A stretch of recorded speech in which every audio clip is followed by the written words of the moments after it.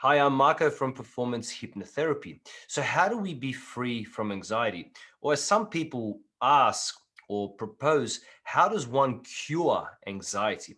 Well, perhaps cure is a misleading and inappropriate word because it's really more about maintaining it. No, excuse me, definitely not maintaining it, managing it, or containing it, or transforming it. And the reason that cure is misleading is because anxiety is actually a natural and normal thing for us to have. It's a natural and normal response for a human being in a dangerous situation. The distinction we have to make is a situation just a has perceived danger, or is there real danger attached? So there is no cure because risky situations are inherent in life. Being born is risky. The process of birth is a risky situation, which requires doctors, people to support, some knowledge on what to do, some assistance to make the process as smooth as possible. So anxiety is a normal thing. And one of the most important distinctions to know is what we focus on, we amplify. So the question is, are we going to focus on the risks, or are we going to focus on the direction we want to head in our life, or the goals we have for ourselves? What we focus on will determine our level of anxiety. And because risk is inherent in life, it's very easy to exaggerate the risks that are involved in a situation. It's really easy to go, okay, that's possible, and that's possible, and that's possible, and then it tends to overload us. But stepping back and having a look and saying, okay, what is the level of that risk? Is it a perceived risk largely, or is this real? Is this dog that has come to me because I'm in someone's backyard, it doesn't want to bite me? Probably. Does this dog, because I'm at a party, a gathering in someone's house where the owner's next to the dog and the dog has already introduced itself to everyone, does that dog want to bite me? Most likely not. It wants to play. It's probably got its tail wagging. Recognizing these situations is very important. Now, anxiety has a very high success treatment rate. And one of the reasons for that is it's one of the most studied disorders or issues that people come up with because it's so common. And because it's been studied so well and so scientifically, it has a very high treatment success rate.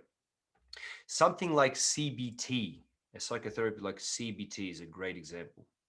CBT focuses on two things. First of all, your cognitive part, which is your thinking part, your mind, how you structure your thoughts. What is the structure of your thoughts? What is the structure of your thinking?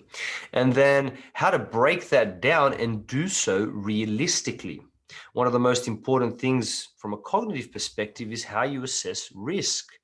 Is your assessment of risk realistic or unrealistic? And if it's unrealistic, which unfortunately, it often is with the case of anxiety. The assessment of the risk is unrealistic, which leads to unnecessary anxiety.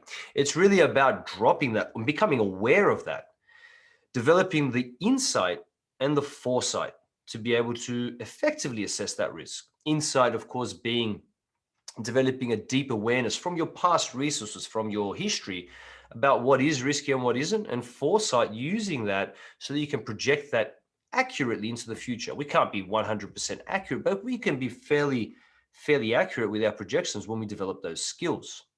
And of course, the behavioral side of that is how do we cope with anxiety provoking situations or when we experience anxiety? Specifically, what that means is, unfortunately, one of the things that we tend to do when we experience anxiety, and someone who continues to experience anxiety does, is we tend to avoid the situation that could provoke our anxiety. And this is known as an avoidant coping strategy. Now, the problem with that is that you're basically saying to yourself, the situation is more powerful than me. And so rather than developing your internal muscles, your internal skill set, your ability to respond to a situation, which allows you to grow and get better, you're giving the power to the situation, which then minimizes your behavioral muscle or minimizes your behavioral skill set. You're not practicing it. What you want to do is practice it. This is key to understand because unfortunately, the reality is that no one has ever gotten over anything with a mentality of victimhood. And unfortunately, an avoidant coping strategy promotes a mentality of victimhood.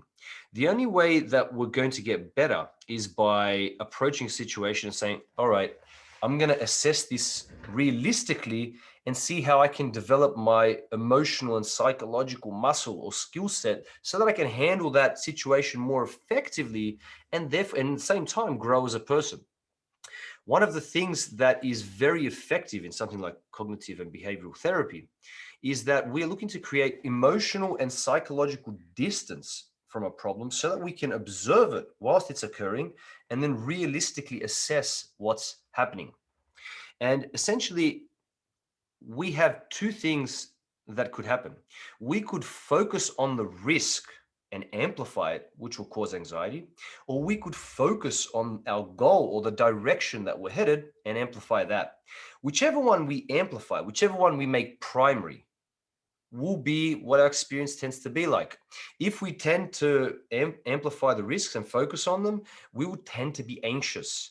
If we tend to amplify the direction that we wish to head in life, we will tend to manage anxiety, contain it, and even transform it as we develop that emotional and psychological muscle, that emotional and psychological skill set. It really is that simple. So if it's that simple, why doesn't everyone do it? Well, one of the reasons why this does not happen is because human beings need a context for change to occur. Without a context for change to occur, it's very difficult to begin the process. It can be done, of course, but it's more difficult.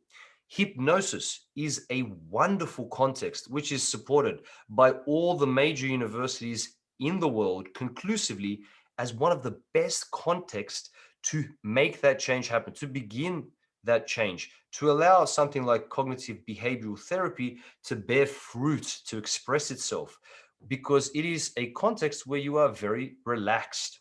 More on that in the next video. Why would hypnosis have anything to do with this?